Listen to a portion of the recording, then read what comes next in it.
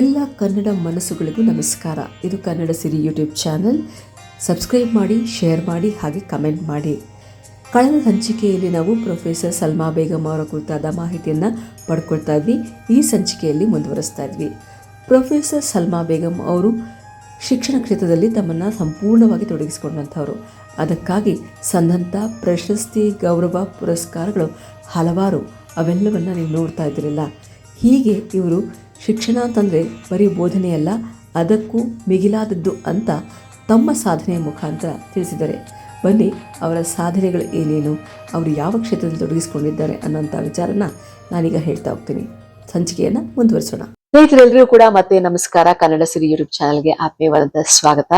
ಕಳೆದ ಸಂಚಿಕೆಯಲ್ಲಿ ನಾವು ಪ್ರೊಫೆಸರ್ ಸಲ್ಮಾ ಬೇಗಂ ಅವ್ರ ಬಗ್ಗೆ ಮಾತಾಡ್ತಾ ಇದ್ವಿ, ಅವರ ವಿಚಾರಗಳನ್ನ ತಿಳ್ಕೊತಾ ಇದ್ವಿ. ಆ ವಿಚಾರಗಳು ತಿಳ್ಕೊಳ್ಳೋದು ಇನ್ನೂ ಬಾಕಿ ಇದೆ. ಹಾಗಾಗಿ ಈ ಸಂಚಿಕೆಯಲ್ಲಿ ಮುಂದುವರಿಸ್ತಾ ಇದೀನಿ. ಮತ್ತೊಮ್ಮೆ ಸಲ್ಮಾ ಬೇಗಂ ಅವ್ರಿಗೆ ಸಮಸ್ತ ವೀಕ್ಷಕರ ಪರವಾಗಿ ಆತ್ಮೀಯವಾದಂತ ಸ್ವಾಗತ ಮೇಡಮ್. ಧನ್ಯವಾದ. ಇದೇ ವಿಚಾರ ಕನೆಕ್ಟ್ ಮಾಡ್ತಾ ಹೇಳ್ಬೇಕಂದ್ರೆ, ನಿಮ್ಗೆ ಪಾಠ ಮಾಡೋದಷ್ಟೇ ಅಲ್ಲ, ಐ ಹ್ಯಾವ್ ರೆಡ್ ಸಮ್ವೇರ್, ನೀವು ಅದ ಹೇಳಿದಿರಾ, ಏನಂದ್ರೆ ಅರ್ಥಶಾಸ್ತ್ರದ ಮೇಲೆ ಪ್ರೀತಿ ಬರ್ಬೇಕು ಮಕ್ಕಳಿಗೆ. ಅದನ್ನ they should start loving the subject ಅಂತ. ಯಾಕಂದ್ರೆ ನಾವು ಎಷ್ಟೋ ಸಬ್ಜೆಕ್ಟ್ ಗಳ ಪಾಠ ಮಾಡ್ತೀವಿ, ಅದು ತುಂಬಾ ಜನ ಎಲ್ಲರಿಗೂ ಇರಲ್ಲ, ಯಾರೋ ಒಬ್ರು ಮಾತ್ರ ಒಂದಿಷ್ಟು ಆಸಕ್ತಿ ಕಲಿತಾರೆ, ಏನ್ ಬಿಡ್ತಾರೆ. ಆದ್ರೆ ಅವ್ರನ್ನ ಆ ಕಡೆ ಸೆಳಿಬೇಕಲ್ಲ, ಅದೊಂದು ದೊಡ್ಡ ವಿಚಾರ. ಸೊ ಆ ಇದ್ರಲ್ಲಿ ನೀವು ಯಾವ್ಯಾವ ರೀತಿಯ ಪ್ಲಾನ್, ಅಂದ್ರೆ ನಿಮ್ಮದೇ ಆದಂತಹ ಒಂದು ರೀತಿಯ ಯಾವ್ದಾರ ಒಂದು ಪ್ಲಾನ್ ಗಳನ್ನ ಎಕ್ಸಿಕ್ಯೂಟ್ ಮಾಡಿದ್ರ, ಏನ್ ಕತೆ ಅರ್ಥಶಾಸ್ತ್ರಕ್ಕೆ ಅಟ್ರಾಕ್ಷನ್ ಮಾಡ್ಲಿಕ್ಕೆ ಆ ಥರದ್ದೇನಾದ್ರು? ಸಾಮಾನ್ಯವಾಗಿ ಭಾವನೆ ಏನಿದೆ ಅಂದ್ರೆ ಅರ್ಥಶಾಸ್ತ್ರ ಒಂದು ಟಫ್ ಸಬ್ಜೆಕ್ಟ್ ಅಂತ. ಅದು ನಿಜನೇ, ಅದೊಂಥರ ಅಬ್ಸ್ಟ್ರಾಕ್ಟ್ ಸಬ್ಜೆಕ್ಟ್. ಅದು ಹಿಸ್ಟ್ರಿ ತರ ಅಥವಾ ಇಂಗ್ಲಿಷ್ ಲಿಟ್ರೇಚರ್ ತರ ಅಥವಾ ಬೇರೆ ಸಬ್ಜೆಕ್ಟ್ ತರ ಆ ತರ ಈಸಿ ಇಲ್ಲ. ಅಲ್ಲಿ ಇರುವಂತಹ ಕಾನ್ಸೆಪ್ಟ್ಸ್ ಆಗ್ಬೋದು, ಅಲ್ಲಿ ಇರುವಂತಹ ಥಿಯರೀಸ್ ಆಗ್ಬೋದು, ಥಿಯರಮ್ಸ್ ಆಗ್ಬೋದು, ಮತ್ತೆ ಎಕನಾಮೆಟ್ರಿಕ್ಸ್ ಅಂತ ಸಬ್ಜೆಕ್ಟ್ಸ್ ಗಳಿದೆ. ಅದೆಲ್ಲ ಸಬ್ಜೆಕ್ಟ್ಸ್ ಅನ್ನು ಅರ್ಥ ಮಾಡ್ಕೊಳ್ಳೋದು ಅಷ್ಟು ಸುಲಭ ಅಲ್ಲ, ಎಲ್ಲರಿಗೂ ಅರ್ಥ ಬೇಗ ಆಗೋದಿಲ್ಲ. ಆದ್ರೂ ಕೂಡ ನನ್ನ ಇಷ್ಟ ಏನಿತ್ತು ಅಂದ್ರೆ, ಸ್ಟೂಡೆಂಟ್ಸ್ಗೆ ಯಾವ ರೀತಿಯಲ್ಲಿ ಈ ಸಬ್ಜೆಕ್ಟ್ ಬಗ್ಗೆ ಆಕರ್ಷಣೆ ಮಾಡಬೇಕು. ಅದಕ್ಕಾಗಿ ನಾನೇನ್ ಮಾಡಿದ್ದೇನೆ ಅಂದ್ರೆ, ಹಲವು ತರ ಮಾಡೆಲ್ಸ್ ಮಾಡಿಕೊಂಡು ಅವ್ರಿಗೆ ಆ ಮಾಡೆಲ್ಸ್ ಮೂಲಕ ಎಕ್ಸ್ಪ್ಲೇನ್ ಮಾಡಿ ಸಬ್ಜೆಕ್ಟ್ ನ ವಿವರಿಸೋದು. ಅವ್ರಿಗೆ ಅವರಲ್ಲಿ ಆ ಎಕ್ಸ್ಪೀರಿಯನ್ಸಸ್ ನ, ಅರ್ಥಶಾಸ್ತ್ರದಲ್ಲಿ ಇರುವಂತಹ ಎಕ್ಸ್ಪೀರಿಯನ್ಸಸ್ ನ ಅವ್ರ ಜೀವನದಲ್ಲಿ ಅವರು ಯಾವ ತರ ಅಂತಹ ಎಕ್ಸ್ಪೀರಿಯನ್ಸ್ ನ ಮಾಡ್ತಾರೆ, ಅದನ್ನ ಪ್ರಾಕ್ಟಿಕಲ್ ಆಗಿ ಅವ್ರಿಗೆ ನಾನೇನ್ ಮಾಡ್ತಿದ್ದೆ, ಪ್ರಾಕ್ಟಿಕಲ್ ಕ್ಲಾಸಸ್ ಅಂತ ಮಾಡ್ತೀನಿ. ಅವ್ರಿಗೆ ಮಾರ್ಕೆಟ್ ಬಗ್ಗೆ, ಡಿಮಾಂಡ್ ಬಗ್ಗೆ, ಪ್ರೈಸಸ್ ಬಗ್ಗೆ, ಬೆಲೆಗಳ ಬಗ್ಗೆ ಯಾವ ತರ ಅವರಾಗಿ ಏನ್ ಮಾಡ್ಬೇಕು, ಎಕ್ಸ್ಪೀರಿಯನ್ಸ್ ಮಾಡಿ ಅದನ್ನ ಬರ್ದು ಅಥವಾ ಬಂದು ನನ್ನ ಕ್ಲಾಸ್ ಅಲ್ಲಿ ಹೇಳ್ಬೇಕು. ಆವಾಗ ಏನಾಗುತ್ತೆ, ನಾವೇ ಎಕ್ಸ್ಪೀರಿಯನ್ಸ್ ಮಾಡಿದ್ರೆ ಅರ್ಥಶಾಸ್ತ್ರವನ್ನು ನಮ್ಗೆ ಅದು ಇಂಟರ್ನಲೈಸ್ ಆಗುತ್ತೆ. ಸ್ಟೂಡೆಂಟ್ಸ್ಗೆ ಆ ತರ ಇಂಟರ್ನಲೈಸ್ ಮಾಡೋದಕ್ಕೆ ಪ್ರಯತ್ನ ಪಟ್ಟಿದ್ದೀವಿ. ಆಮೇಲೆ ಕ್ಲಾಸ್ ಅಲ್ಲೂ ಕೂಡ ಹಲವು ವಿಶೇಷವಾದ ಎಕಾನಮಿಸ್ಟ್ ಅವರು ಯಾವ ರೀತಿಯಲ್ಲಿ ಕಲ್ತ್ಕೊಂಡ್ರು, ಯಾವ ರೀತಿಯಲ್ಲಿ ಅವರು ಈ ಥಿಯರೀಸ್ ನ ಕಲ್ತ್ಕೊಂಡ್ರು, ಅವ್ರು ಯಾವ ರೀತಿಯಲ್ಲಿ ಪಾಠ ಅವ್ರು ಮಾಡ್ತಿದ್ರು, ಅದು ಕೂಡ ಹೇಳ್ತಿದ್ರು. ಆವಾಗ ಏನಾಗುತ್ತೆ, ಆ ಅರ್ಥಶಾಸ್ತ್ರದ ಬಗ್ಗೆ ಮತ್ತೆ ಅವ್ರ ಥಿಯರೀಸ್ ಬಗ್ಗೆ ಸ್ಟೂಡೆಂಟ್ಸ್ಗೂ ಕೇವಲ ಸಬ್ಜೆಕ್ಟ್ ಮಾತ್ರ ಗೊತ್ತಾಗಲ್ಲ, ಆ ವ್ಯಕ್ತಿ ಯಾವ ಅನುಭವದಿಂದ ಈ ಥಿಯರಿಯನ್ನು ಮಾಡಿದ್ದಾನೆ, ಮತ್ತೆ ಈ ಥಿಯರಿದು ವಿಶೇಷತೆ ಏನಿದೆ, ಈ ಥಿಯರಿ ಯಾವ ರೀತಿಯಲ್ಲಿ ನಿಜ ಜೀವನದಲ್ಲಿ ಅಪ್ಲೈ ಮಾಡ್ಬೋದು ಅಂತ ಅವ್ರಿಗೂ ಅರ್ಥ ಆಗುತ್ತೆ. ಆ ರೀತಿಯಲ್ಲಿ ಪ್ರಾಕ್ಟಿಕಲ್ ಕ್ಲಾಸಸ್, ಮಾಡೆಲ್ಸ್, ಆಮೇಲೆ ಅವರೇ ಸ್ಟೂಡೆಂಟ್ಸೇ ಏನ್ ಮಾಡ್ಬೇಕು, ಕಲ್ತ್ಕೊಂಡು ಯಾವ್ದಾದ್ರು ವಿಷಯಗಳನ್ನು ಕೊಟ್ಟು ಅವರೇ ಕಲ್ತ್ಕೊಂಡು ಬಂದು ಕ್ಲಾಸ್ ಅಲ್ಲಿ ಡಿಸ್ಕಸ್ ಮಾಡ್ಬೇಕು, ಡಿಬೇಟ್ ಮಾಡ್ಬೇಕು. ಕಂಟಿನ್ಯೂಸ್ ಆಗಿ ಈ ತರ ಮಾಡ್ತಿದ್ದೆ. ಇದರಿಂದ ಏನಾಯ್ತು, ಸ್ಟೂಡೆಂಟ್ಸ್ಗೆ ಆ ಸಬ್ಜೆಕ್ಟ್ ಮೇಲೆ ಇರುವಂತಹ ಒಂದು ಭಯ ಆಗ್ಬೋದು ಅಥವಾ ಒಂದು ಬೋರ್ಡಮ್ ಆಗ್ಬೋದು, ಅದು ಹೋಗಿ classes became very lively classes. ಯಾವಾಗ್ಲೂ ಡಿಸ್ಕಷನ್, ಯಾವಾಗ್ಲೂ ಡಿಬೇಟ್. ಆಮೇಲೆ I never use to dissent ಅಥವಾ ಅವ್ರು ಸರಿ ಇಲ್ಲ ಅಂದಾಗ, ಡಿಸೆಂಟ್ ಮಾಡಿದಾಗ ನೆವರ್ ಯೂಸ್ ಟು ಡಿಸ್ಕರೇಜ್. ಯಾಕೆಂದ್ರೆ ನಮ್ಮ ಅಭಿಪ್ರಾಯದಿಂದ ಸ್ಟೂಡೆಂಟ್ ಅಭಿಪ್ರಾಯ ಬೇರೆ ಆಗ್ಬೋದು.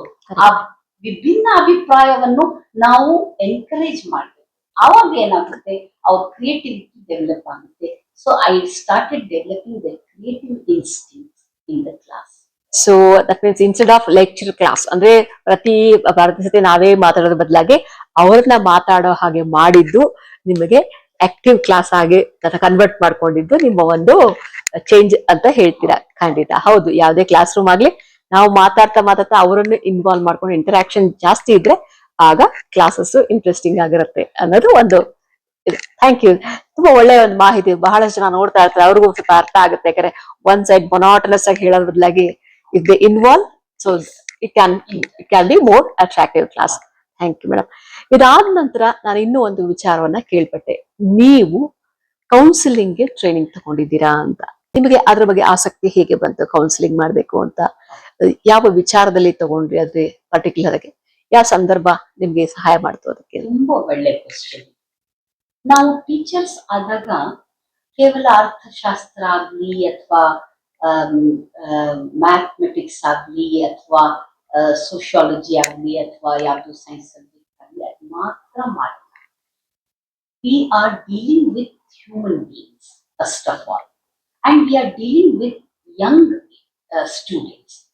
ಆ ಏಜ್ ಅಲ್ಲಿ, ಯಂಗ್ ಏಜ್ ಅಲ್ಲಿ, ಸ್ಟೂಡೆಂಟ್ ಏಜ್ ಅಲ್ಲಿ, ಅಡೋಲ್ಸೆನ್ಸ್ ಆಗಿರ್ಬೋದು ಅಥವಾ ಸ್ವಲ್ಪ ವಯಸ್ಸಾಗಿ 17, 18, 19 ಆ ಏಜ್ ಅಲ್ಲಿ ಸ್ಟೂಡೆಂಟ್ಸ್ಗೆ ಬಹಳ ತರದ ಸಮಸ್ಯೆಗಳು ಅವರು ಎದುರಿಸ್ತಾ ಇರ್ತಾರೆ.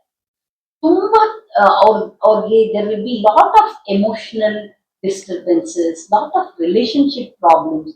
ಅವರು ತನಗಾಗಿ ತಾನೇ ಅರ್ಥ ಮಾಡ್ಕೊಳ್ಳೋದು ಕೂಡ ಕಷ್ಟ ಆಗ್ತಾ ಇರುತ್ತೆ. ಜೊತೆಗೆ ಅವ್ರ ಜೊತೆ ಇರುವಂತಹ ಫ್ರೆಂಡ್ಸ್ ಆಗ್ಬೋದು, ಜೊತೆಯಲ್ಲಿ ಇರುವಂತಹ ಜನ ಆಗ್ಬೋದು, ಮತ್ತೆ ಅವ್ರಿಗೆ ಅರ್ಥ ಮಾಡ್ಕೊಳ್ಳೋದು ಮತ್ತೆ ಬೇರೆಯವ್ರಿಗೆ ಅರ್ಥ ಮಾಡ್ಕೊಳ್ಳೋದು ಯಾವ ರೀತಿ ಅಂತ ಗೊತ್ತಾಗೋದಿಲ್ಲ. ಆ ದೃಷ್ಟಿಯಿಂದ ನೋಡಿದಾಗ ಸ್ಟೂಡೆಂಟ್ಸ್ಗೆ ಪರ್ಟಿಕ್ಯುಲರ್ಲಿ ನನ್ಗೇನ್ ಅನಿಸ್ತು, in all my years of experience, ಪಾಠ ಮಾಡ್ತಾ ಬರೀ ಪಾಠ ಮಾತ್ರ ಅಲ್ಲ, ಇವ್ರಿಗೆ ಹಲವು ರೀತಿಯಲ್ಲಿ ಸಹಾಯ ಬೇಕಾಗುತ್ತೆ. ಸ್ಟೂಡೆಂಟ್ಗೆ ಹಲವು ರೀತಿಯಲ್ಲಿ ನಾವೇನ್ ಮಾಡ್ಬೋದು, ಮೋಲ್ಡ್ ಮಾಡ್ಬೋದು, ಅವ್ರಿಗೆ ಸಹಾಯ ಮಾಡ್ಬೋದು, ಅವ್ರಿಗೆ ಅರ್ಥ ಮಾಡ್ಕೋಬೇಕು, ಸ್ಟೂಡೆಂಟ್ಸ್ಗೆ ಅರ್ಥ ಮಾಡ್ಕೋಬೇಕು. ಮತ್ತೆ ಮೋಸ್ಟ್ ಇಂಪಾರ್ಟೆಂಟ್, ಅವ್ರಿಗೆ ಇರುವಂತಹ ವಿಷಯವನ್ನು, ಸಮಸ್ಯೆಯನ್ನು, ಚಾಲೆಂಜಸ್ ಅನ್ನು ಕೇಳ್ಕೋಬೇಕು. That is very very important. ಅವ್ರನ್ನ ಕೇಳ್ಕೋಬೇಕು, ಅವ್ರನ್ನ ಅರ್ಥ ಮಾಡ್ಕೋಬೇಕು ಅಂತ ನನಗೆ ತುಂಬಾ ಆ ನೀಡ್ ಇದಾಯ್ತು, ಫೆಲ್ಟ್ ಆಯ್ತು. I felt the need to listen to them and understand them. ಅದಕ್ಕಾಗಿ ನಾನೇನ್ ಮಾಡಿದೆ, ನಿಮ್ಹ್ಯಾನ್ಸ್ ಅಲ್ಲಿ ಒಂದು ಕೋರ್ಸ್ ಇದೆ, student counselling course. Doctor Chandrashekhar ಅಂತ ತುಂಬಾ ಪ್ರಸಿದ್ಧವಾಗಿರುವಂತಹ ಕೌನ್ಸಿಲರ್, ಅವರಿಂದ ನಾವು ಕೌನ್ಸಿಲಿಂಗ್ ಕೋರ್ಸ್ ತಗೊಂಡೆ.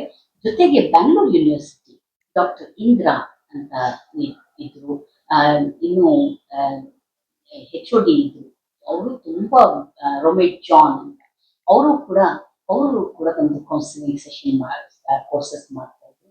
ಅವರಿಂದನೂ ನಾನು ಹೋಗಿ ಕಲ್ತ್ಕೊಂಡಿದ್ದೀನಿ. ಅರ್ಥ ಮಾಡ್ಕೋಬೇಕು ಸ್ಟೂಡೆಂಟ್ಸ್ ನ. We should not treat them just like any material, any subject ಬರೋದು, ಪಾಠ ಹೇಳೋದು ಅಥವಾ ಅವ್ರಿಗೆ ಬೈಯೋದು, ಅದು ನನಗೆ ಇಷ್ಟ ಇರಲಿಲ್ಲ. I wanted to understand student, understand their issues and problems. That is the reason why I took counseling. So this is what we call it as real passion towards the profession. ಅಂದ್ರೆ ನಮಗೆ ನಾವು ವೃತ್ತಿ ಮಾಡ್ಬೇಕು ಅಂತ ಯೋಚನೆ ಮಾಡಿದಷ್ಟಲ್ಲ, ವೃತ್ತಿಯಲ್ಲಿ ತೊಡಗಿಸ್ಕೊಂಡಾಗ ನಮ್ಮಿಂದ ಎಷ್ಟು ಜನಕ್ಕೆ ಯಾವ ರೀತಿ ಸಹಾಯ ಆಗುತ್ತೆ ಅಂತ ಯೋಚನೆ ಮಾಡ್ಬೇಕು. ನೋಡಿ, ನೀವು ಬರೀ ಮಕ್ಕಳ ಸಲುವಾಗಿ ಪಾಠವನ್ನ ಸುಲಭ ಮಾಡೋದು ಹೇಗೆ ಅಂತ ನೀವು ಕಲ್ತ್ಕೊಂಡು ಅದನ್ನ ಇಂಪ್ಲಿಮೆಂಟ್ ಮಾಡಿದ್ವಿ. ಅದಾದ ನಂತರ ಅವ್ರಿಗೆ ಸಹಾಯ ಮಾಡ್ಬೇಕು ಅಂತ ಕೌನ್ಸಿಲಿಂಗ್ ತರಬೇತಿ ಪಡ್ಕೊಂಡು ಕೌನ್ಸಿಲಿಂಗ್ ಕೊಡಕ್ಕೆ ಶುರು ಮಾಡಿದ್ವಿ. ಇಲ್ಲಿ ಇಷ್ಟೇ ನಿಲ್ಲತ್ತಾ ಅಂತಂದ್ರೆ ಇಲ್ಲ. ಇದಾದ್ಮೇಲೆ ಮೇಡಮ್ ಅವರು ಸಬಲ ಅನ್ನೋ ಒಂದು ಸಂಸ್ಥೆಯನ್ನ ಕೂಡ ಕಟ್ತಾರೆ. ಸಬಲ ಏನ್ ಮೇಡಮ್ ಇದು ಸಬಲ ಅಂದ್ರೆ? ಅಗೇನ್ ಏನಾಯ್ತು ಅಂದರೆ, ನಾನು ಸುಮಾರು ಕಾಲೇಜಸ್ ಅಲ್ಲಿ ವುಮೆನ್ಸ್ ಕಾಲೇಜ್ ಅಲ್ಲೇ ಕೆಲಸ ಮಾಡಿದ್ವಿ, ಕೆಲವು ಕಾಲೇಜಸ್ ಕೋ ಎಜುಕೇಶನ್ ಕಾಲೇಜ್ ಅಲ್ಲಿ ಕೆಲಸ ಮಾಡಿದ್ವಿ. ನಾನು ವಿಶೇಷವಾಗಿ ನೋಡ್ಕೊಂಡ್ ಬಂದಿರೋದು ಏನಂದರೆ, ಜೀವನದಲ್ಲೇ ಚಿಕ್ಕ ವಯಸ್ಸಿಂದನೂ ನೋಡಿರೋದು ಏನಂದ್ರೆ, ಹೆಣ್ಮಕ್ಳಿಗೆ ಬಹಳ ಆ, ಬೇರೆ ರೀತಿಯಲ್ಲಿ ಟ್ರೀಟ್ಮೆಂಟ್ ಮನೆಯಲ್ಲಾಗ್ಬೋದು, ಸ್ಕೂಲ್ಸ್ ಅಲ್ಲಿ ಆಗ್ಬೋದು, ಕಾಲೇಜಸ್ ಅಲ್ಲಿ ಆಗ್ಬೋದು, ಬೇರೆ ಸಂಸ್ಥೆಗಳಾಗ್ಬೋದು, ಅವ್ರಿಗೆ ಒಂದೇ ರೀತಿ ಸಮಾನವಾದ ಟ್ರೀಟ್ಮೆಂಟ್ ಸಿಕ್ಕೋದಿಲ್ಲ ಒಂದು. ಎರಡನೇದಾಗಿ ಅವ್ರ ಸಮಸ್ಯೆಗಳನ್ನು ಜಾಸ್ತಿ ಆಮ್, ಬಗೆಹರಿಸಿ ಅವ್ರಿಗೆ ನಾವು ಹುಡುಕಿ ಅವ್ರಿಗೆ ಆ ಸಮಸ್ಯೆಗಳಿಗೆ ನಾವು ಪರಿಹಾರ ನೀಡಿಸ್ಬೇಕು ಅಂತ ಜಾಸ್ತಿ ಜನ ಗಮನ ಕೊಡೋದಿಲ್ಲ. ನನ್ನ ಎಕ್ಸ್ಪೀರಿಯನ್ಸ್ ಆಗಿ ಅವ್ರ ವಿದ್ಯಾಭ್ಯಾಸಕ್ಕೂ ಅಷ್ಟು ಜಾಸ್ತಿ ಗಮನ ಕೊಡ್ತಾ ಇರ್ಲಿಲ್ಲ. ನಾವು ಚಿಕ್ಕಿರುವಾಗ ಇಷ್ಟೇ ಸಾಕು, SSLC ಓದಿದ್ರೆ ಸಾಕು, ನೀನ್ ಏನ್ ಮಾಡ್ತೀಯ ಓದಿ, ಏನ್ ಮಾಡ್ಬೇಕು, ನೀನು ಏನು ಮಾಡೋದ್ ಬೇಕಿಲ್ಲ, ಹಾಗಾಗಿ ಸ್ಟಾಪ್ ಮಾಡಿ ಅಂತ ಹಲವು ಫ್ಯಾಮಿಲೀಸ್ ಅಲ್ಲಿ, ನನ್ನ ಕ್ಲಾಸ್ಮೇಟ್ಸ್ ಅಲ್ಲಿ ಡ್ರಾಪ್ ಔಟ್ಸ್ ಮತ್ತೆ ವಿದ್ಯಾಭ್ಯಾಸವನ್ನು ನಿಲ್ಲಿಸಿರುವಂತಹ ಹಲವು ಎಕ್ಸಾಂಪಲ್ಸ್ ನಾನು ನೋಡ್ಕೊಂಡ್ ಬಂದಿದ್ದೀನಿ.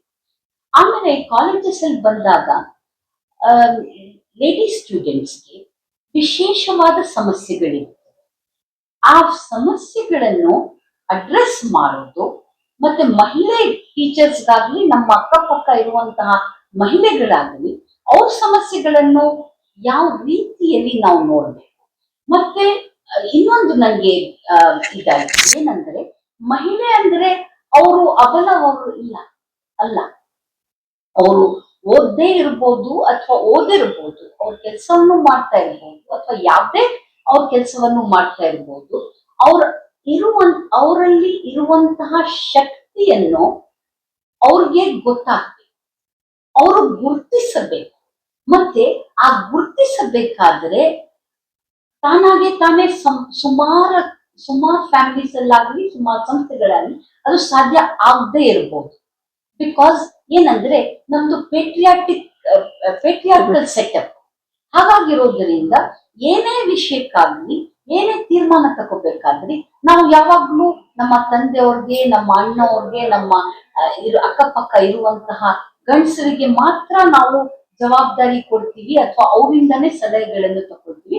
ಇದು ಒಳ್ಳೇದಿಲ್ಲ ಅಂತ ಅಲ್ಲ, ಆದ್ರೆ ನಾವು ನಮ್ಮ ಶಕ್ತಿಯನ್ನು ಆರಿಸ್ಕೊಂಡು ಹುಡ್ಕೊಂಡು ನಾವು ನಮ್ಮ ಜೀವನವನ್ನು ಯಾವ ರೀತಿಯಲ್ಲಿ ಉನ್ನತ ಮಾಡಬಹುದು, ಶ್ರೇಷ್ಠ ಮಾಡಬಹುದು, ಮತ್ತೆ ನಮ್ಮಿಂದ ಬೇರೆ ಮಹಿಳೆಯವ್ರಿಗೆ ಯಾವ ರೀತಿಯಲ್ಲಿ ಈ ಶಕ್ತಿಯನ್ನು ಹುಡ್ಕೊಳ್ಳೋದು ಅವಕಾಶ ಸಿಗ್ಬೋದು ಅಂತ ಆ ದೃಷ್ಟಿಯಿಂದ ನಮ್ಮ ಕಾಲೇಜಲ್ಲಿ ನಾವೇನ್ ಮಾಡಿದ್ವಿ, ಸಬಲ ಅಂತ ಒಂದು ಫೋರಂ ಸ್ಟಾರ್ಟ್ ಮಾಡಿದ್ವಿ.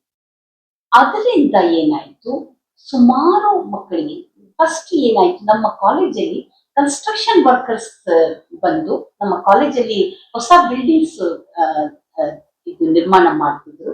ಆ ನಿರ್ಮಾಣ ಮಾಡುವಾಗ ತುಂಬಾ ಜನ ಮೈಗ್ರೆಂಟ್ ಲೇಬರರ್ಸ್ ಬೇರೆ ಬೇರೆ ಊರುಗಳಿಂದ ಬಂದು ನಮ್ಮ ಕಾಲೇಜಲ್ಲಿ ಅಲ್ಲಿ ಕೆಲಸ ಇರೋದ್ರಿಂದ ಅಲ್ಲೇ ಅವರು ಹೆಸರು ಅಷ್ಟೇ, ಗಂಡಸರು ಎಲ್ಲರೂ ಕೆಲಸ ಮಾಡ್ತಾರೆ.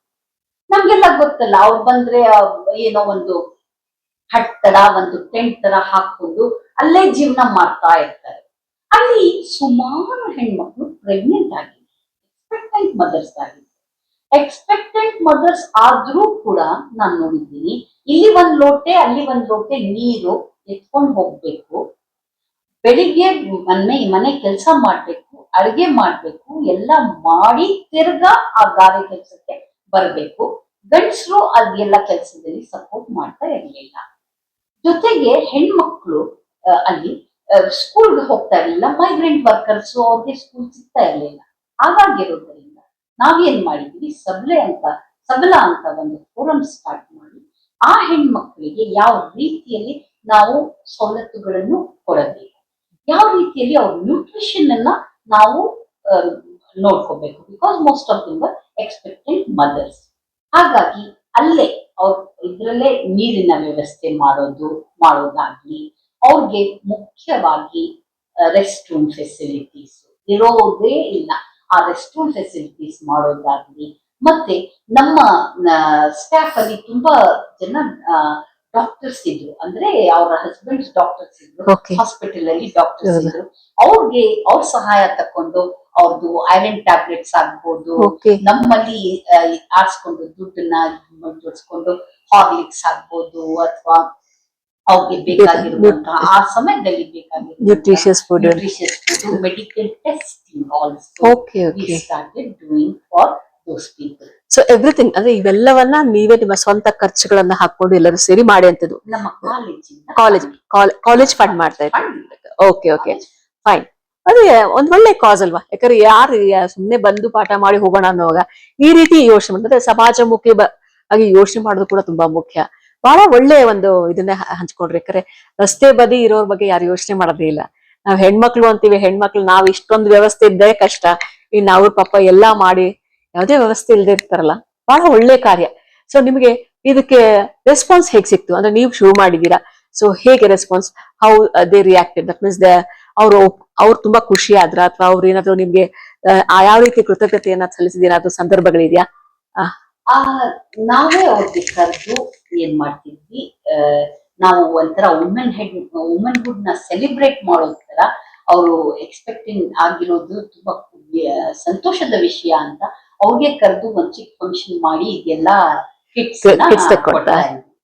ಜೊತೆಗೆ ನಾನು ಕೌನ್ಸಿಲಿಂಗ್ ಮಾಡಿದ್ದೀನಿ ಅಂತ ಕೌನ್ಸಿಲಿಂಗ್, ಆ ಕೌನ್ಸಿಲಿಂಗ್ ನ we started counselling hour students ನ ಕೌನ್ಸಿಲಿಂಗ್ ಮಾಡಿ ಅವ್ರ ವಿಷಯವನ್ನು ತಿಳ್ಕೊಂಡು ಅವ್ರಿಗೆ ಒಂಥರ ಕಾನ್ಫಿಡೆನ್ಸ್ ಬರೋ ತರ ಮಾಡಿದ್ವಿ. ಏನಂದ್ರೆ ಅವ್ರ ವಿಷಯವನ್ನು ಬೇರೆಯವ್ರ ಜೊತೆ ಹಂಚ್ಕೋಬಹುದು, ಕಾನ್ಫಿಡೆನ್ಸ್. ಸೊ ನಾವು ಏನು ಒಂದು 16-18 ಕೌನ್ಸಿಲರ್ಸ್ ಇದ್ವಿ ನಮ್ಮ ಕಾಲೇಜಲ್ಲಿ, ಎಲ್ಲರೂ ಕೋರ್ಸಸ್ ಮಾಡ್ಕೊಂಡು ಬಂದಿದ್ವಿ. ಹಾಗಾಗಿರೋದ್ರಿಂದ ದೊಡ್ಡ ಸಂಖ್ಯೆಯಲ್ಲಿ ಇರೋದ್ರಿಂದ ನಾವು ಸ್ಟೂಡೆಂಟ್ಸ್ಗೆ ಫ್ರೀ ಆಗಿ ಹೇಳ್ತಿದ್ವಿ, ನೀವು ಬಂದು ನಿಮ್ಮ ವಿಷಯವನ್ನು ನಾವು ನಮ್ಮ ಜೊತೆ ಶೇರಿಂಗ್. ಸೊ ಏನಾಯ್ತು, ಸ್ಟೂಡೆಂಟ್ಸ್ ಬಂದು ನಮ್ ಜೊತೆ ಹಂಚ್ಕೊಂಡು we had a big group student supporters. ಅವರು ಕೂಡ ಈ ಕೆಲಸದಲ್ಲಿ ಸಪೋರ್ಟ್ ಮಾಡಿದ್ರು.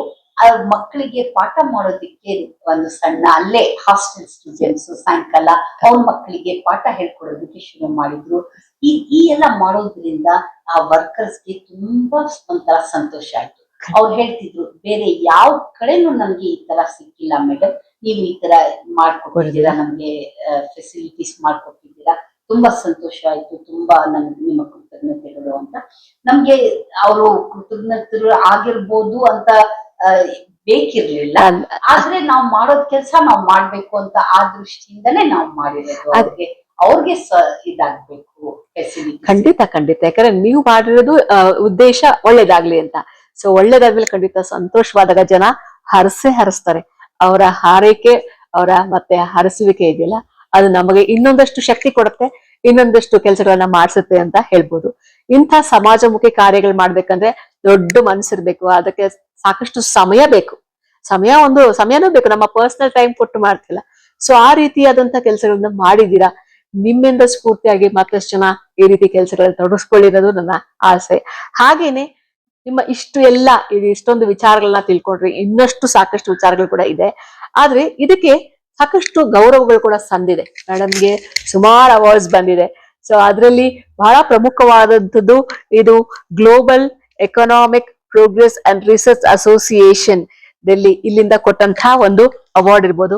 ಹಾಗೇನೆ ಇನ್ನೊಂದು Bharat Ratna Indira Gandhi gold medal award ಕೊಟ್ಟಿದ್ದಾರೆ. ಸೊ ಈ ಎರಡು ಪ್ರಶಸ್ತಿಗಳ ಬಗ್ಗೆ ಮಾತಾಡ್ಬೇಕು, ಒಂದ್ ಚಿಕ್ಕದಾಗಿ ಹಂಚ್ಕೋಬೇಕಂತಂದ್ರೆ ಏನ್ ಹೇಳ್ತೀರಾ? ಅವಾರ್ಡ್ಸ್, ಎಸ್, ರೆಕಾಗ್ನಿಷನ್ ಸಿಕ್ಕಿದ್ರೆ ಒಂಥರ ಸಂತೋಷ ಆಗೇ ಆಗಿರ್ತದೆ. ಆದ್ರೆ ರೆಕಾಗ್ನಿಷನ್ಗಿಂತ ನಮ್ ಕೆಲಸ ಎಷ್ಟು ಜನಕ್ಕೆ ತಲುಪಿದೆ, ಅವ್ರ ಜೀವನದಲ್ಲಿ ಏನು ಬದಲಾವಣೆ ಆಗಿದೆ, ನಮ್ಮ ಎಂಪತಿಯನ್ನ, ನಾವು ಒಬ್ರು ಮಹಿಳೆಯಾಗಿ ಬೇರೆ ಮಹಿಳೆಯವ್ರ ಸಮಸ್ಯೆಗಳನ್ನ ಯಾವ ರೀತಿಯಲ್ಲಿ ಅರ್ಥಿಸಿಕೊಂಡು ಅವ್ರ ಜೀವನದಲ್ಲಿ ಏನಾದ್ರೂ ಒಳ್ಳೆ ಬದಲಾವಣೆ ಆಗೋ ತರ ನಾವೇನ್ ಕೆಲಸ ಮಾಡಿದ್ದೀವಿ, ಅದೇ ದೊಡ್ಡ ಅವಾರ್ಡ್. ಅದಕ್ಕಾಗಿಯೇ ಇದೆಲ್ಲ ಅವಾರ್ಡ್ಸ್ ಕೊಡ್ತಿರೋದು. Award is definitely a matter of happiness. ಅವರು ನಮ್ಮನ್ನ ಗುರುತಿಸಿಕೊಂಡು ಆರಿಸ್ಕೊಂಡು ಗುರುತಿಸಿಕೊಂಡು ಇದು ಕೊಟ್ಟಿರೋದಕ್ಕೆ ಆ ಸಂಸ್ಥೆಗಳಿಗೂ ಕೂಡ ನಮ್ಮ ಕೃತಜ್ಞತೆಗಳು, ಆ ವ್ಯಕ್ತಿಗಳಿಗೂ ನಮ್ಮ ಕೃತಜ್ಞತೆಗಳು. ಮತ್ತೆ ಇದರಿಂದ ಬೇರೆಯವ್ರಿಗೆ ಸ್ಫೂರ್ತಿ ಸಿಕ್ಲಿ, ಬೇರೆಯವ್ರಿಗೆ ಇನ್ಸ್ಪಿರೇಷನ್ ಸಿಕ್ಲಿ. ನಾವು ಕೂಡ ಒಂದು ಸಣ್ಣ ಫ್ಯಾಮಿಲಿಯಿಂದ, ತುಂಬಾ ಹಂಬಲ್ ಬ್ಯಾಕ್ ಗ್ರೌಂಡ್ ಇಂದ, government schools, full education government schools, ಅದು ಉರ್ದು ಮೀಡಿಯಂ ಸ್ಕೂಲು, ಆಮೇಲೆ ಇಂಗ್ಲಿಷ್ ಮೀಡಿಯಂಗೆ 8th ಸ್ಟ್ಯಾಂಡರ್ಡ್ ಇಂದ ಬರೋದು. ಆ ತರ ಒಂದು ಹಂಬಲ್ ಬ್ಯಾಕ್ ಗ್ರೌಂಡ್ ಇಂದವೂ ಕೂಡ ನಾವು ಕಷ್ಟಪಟ್ಟು ಮತ್ತೆ ನಮ್ಮ ಮತ್ತೆ ನಮ್ಮ ಶಕ್ತಿಯಿಂದ ನಾವು ಶ್ರೇಷ್ಠ ಮಟ್ಟಕ್ಕೆ ಹೋಗ್ಬೋದು ಅಂತ ನಮ್ಮ ಎಲ್ಲ ಆಡಿಯನ್ಸ್ಗೆ ಹೇಳೋದಕ್ಕೆ ಇಷ್ಟಪಡ್ತೀನಿ. ಇನ್ನೂ ಹೆಚ್ಚು ಮಾಡ್ಬೋದು. ಎಲ್ಲರೂ ಈಗಿರುವಂತಹ ಸವಲತ್ತುಗಳನ್ನು ನೋಡಿದ್ರೆ, ಟೆಕ್ನಾಲಜಿ ಇರೋದು ನೋಡಿದ್ರೆ, ನಾವು ಸಮಾಜದಲ್ಲಾಗ್ಲಿ, ವಿದ್ಯಾ ಸಂಸ್ಥೆಗಳಾಗಲಿ, ಟೆಕ್ನಾಲಜಿ ಕ್ಷೇತ್ರದಲ್ಲಾಗಲಿ ತುಂಬಾ ನಾವು ಅಚೀವ್ ಮಾಡ್ಬೋದು ಅಂತ ನಾನು ಹೇಳಕ್ಕೆ ಇಷ್ಟ. ಸ್ನೇಹಿತರೆ, ಶ್ರೀಮತಿ ಸಲ್ಮಾ ಬೇಗಂ ಅವರು ಪ್ರೊಫೆಸರ್ ಸಲ್ಮಾ ಬೇಗಂ ಆಗಿದ್ದಾಯ್ತು, ಡಾಕ್ಟರ್ ಸಲ್ಮಾ ಬೇಗಂ ಆಗಿದ್ದಾಯ್ತು, ಕೌನ್ಸಿಲರ್ ಸಲ್ಮಾ ಬೇಗಂ ಆಗಿದ್ದಾಯ್ತು. ಅದಾದ ನಂತರ ಮತ್ತೊಂದು ಕೋರ್ಸ್ ಕೂಡ ಮಾಡ್ಕೊಂಡಿದ್ದಾರೆ. ಅದೇನಪ್ಪಾ ಅಂತಂದ್ರೆ ಮಾನವ ಸಂಪನ್ಮೂಲ ಮತ್ತೆ ನಾಯಕತ್ವದ ಗುಣಗಳನ್ನ ಬೆಳೆಸುವಂತ ವಿಚಾರದಲ್ಲಿ ಒಂದು ಕೋರ್ಸ್ ಅನ್ನ ಮಾಡ್ಕೊಂಡಿದ್ದಾರೆ. ಅವ್ರನ್ನೇ ಕೇಳ್ಬೋಣ ಬನ್ನಿ, ಏನು ಅಂತ. ಯಾವ ಕೋರ್ಸ್ ಮೇಡಮ್, ಅದು ಏನ್ ಕೋರ್ಸು, ಏನ್ ವಿಶೇಷತೆ ಅಂತ ಕೇಳ್ಬೋದಾ? ಮಂಗಳೂರು ಅಲ್ಲಿ ಒಂದು ಕಾಲೇಜ್ ಇದೆ, college for leadership and human resource development. ಅವ್ರ ಡೈರೆಕ್ಟರ್ ಪ್ರೊಫೆಸರ್ ಸನ್ನಿ ತಾರಕನ್ ಅಂತ ಇದ್ದಾರೆ. ತುಂಬಾ ವಿಶೇಷ ವ್ಯಕ್ತಿ, ತುಂಬಾ ನಾಲೆಜ್ ಇರುವಂತಹ, ಮತ್ತೆ ನಾಲೆಜ್ಗಿಂತ ಎಂಪತಿ ಇರುವಂತಹ, ಮತ್ತೆ ಸ್ಟೂಡೆಂಟ್ಸ್ಗಾಗಿ, ಯಂಗ್ಸ್ಟರ್ಸ್ಗಾಗಿ ಏನು ಮಾಡಬೇಕು ಅಂತ ಆಸೆಯಿಂದ ಒಂದು ಕೋರ್ಸ್ ಸ್ಟಾರ್ಟ್ ಮಾಡಿದ್ದಾರೆ. Facilitators course, master facilitators course in human resources development and leadership. ಅವರ ಅಭಿಪ್ರಾಯ ಏನಂದ್ರೆ, ನಮ್ಮ ಎಲ್ಲದರಲ್ಲಿ ಲೀಡರ್ ಆಗುವಂತಹ ಸಾಮರ್ಥ್ಯ ಒಳಗಡೆ ಇದ್ದೇ ಇದೆ.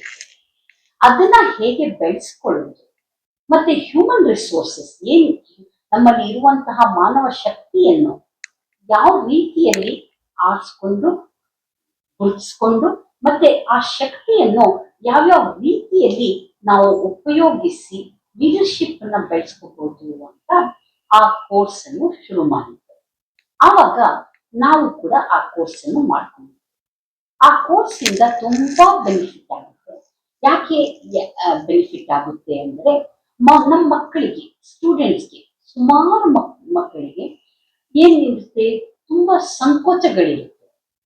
ತುಂಬಾ ಅವರಲ್ಲಿ ಅವರೇ ಏನ್ ಆಗಿದ್ದಾರೆ ಅಂತ ಗೊತ್ತಿರೋದಿಲ್ಲ. ಅದು ರೈಟಿಂಗ್ ಸ್ಕಿಲ್ಸ್ ಇರ್ಬೋದು, ರೀಡಿಂಗ್ ಸ್ಕಿಲ್ಸ್ ಇರ್ಬೋದು, ಮಾತಾಡೋದ್ ಸ್ಕಿಲ್ಸ್ ಇರ್ಬೋದು, ಪಬ್ಲಿಕ್ ಸ್ಪೀಕಿಂಗ್ ಸ್ಕಿಲ್ಸ್ ಇರ್ಬೋದು, ಇಂಟರ್ವ್ಯೂಯಿಂಗ್ ಸ್ಕಿಲ್ಸ್ ಇರ್ಬೋದು. ಈ ತರ ಹಲವಾರು ಸ್ಕಿಲ್ಸ್ ಅನ್ನ ಯಾವ ತರ ನಾವು ಡೆವಲಪ್ ಮಾಡ್ಕೋಬಹುದು, ಸಾಫ್ಟ್ ಸ್ಕಿಲ್ಸ್ ಅಂತ ಹೇಳ್ತೀವಿ ನೋಡಿ.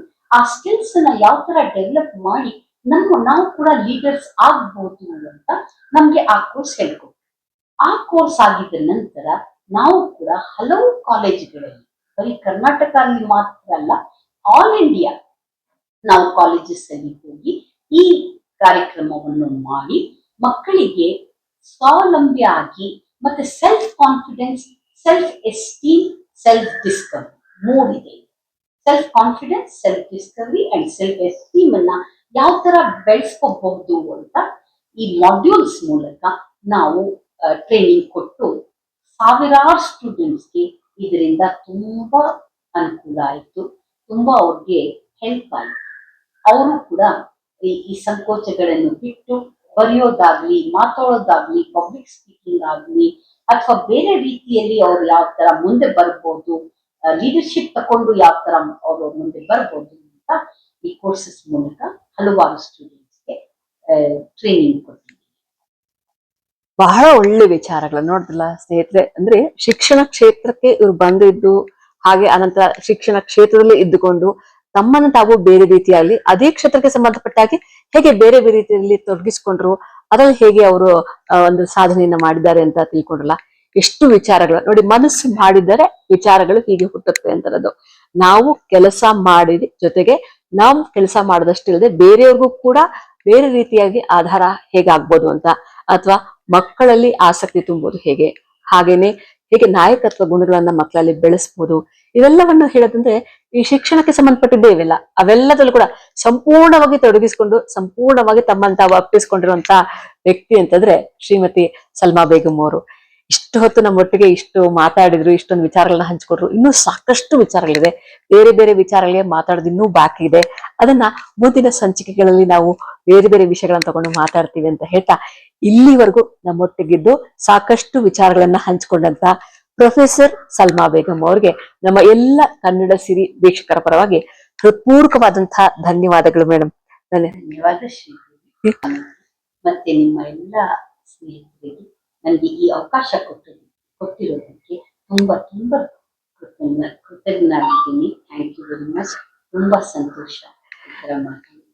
ನಮಸ್ಕಾರ ಸ್ನೇಹಿತರೆ, ಇನ್ನಷ್ಟು ಬಾಕಿ ಇದೆ ಮೇಡಮ್ ಹತ್ರ ಮಾತಾಡೋದು, ಇನ್ನಷ್ಟು ವಿಚಾರಗಳನ್ನ ಹಂಚ್ಕೊಳ್ಳೋದಿದೆ. ಅದನ್ನೆಲ್ಲ ಮುಂದಿನ ಸಂಚಿಕೆಗಳಲ್ಲಿ ಹಂಚ್ಕೊಳ್ತೀವಿ ಅಂತ ಹೇಳ್ತಾ ನಮಸ್ಕಾರ. ನೋಡ್ತಾ ಇರಿ, ಇದು ಕನ್ನಡ ಸಿರಿ ಯೂಟ್ಯೂಬ್ ಚಾನಲ್, ಕನ್ನಡಿಗರಿಗಾಗಿ ಕನ್ನಡ ಮನಸ್ಸುಗಳಿಗಾಗಿ ಮಾಡಿದಂತಹ ಚಾನಲ್ ನೋಡಿ ಸಬ್ಸ್ಕ್ರೈಬ್ ಮಾಡಿ. ಇಷ್ಟ ಆದ್ರೆ ಎಲ್ಲರೊಂದಿಗೆ ಹಂಚ್ಕೊಳ್ಳಿ. ವಿಚಾರವನ್ನ ಎಲ್ಲರೊಂದಿಗೆ ಹಂಚ್ಕೊಳ್ಳೋಣ, ಪ್ರಚಾರಕ್ಕಾಗಿ ಅಲ್ಲ, ಆದ್ರೆ ವಿಷಯದ ಹಾಗೆ ವಿಚಾರಗಳ ವಿನಿಮಯಕ್ಕಾಗಿ ಅಂತ ಹೇಳ್ತಾ ಇಂದಿನ ಸಂಚಿಕೆಯನ್ನ ಮುಗಿಸ್ತಾ ಇದೀನಿ. ನಮಸ್ಕಾರ.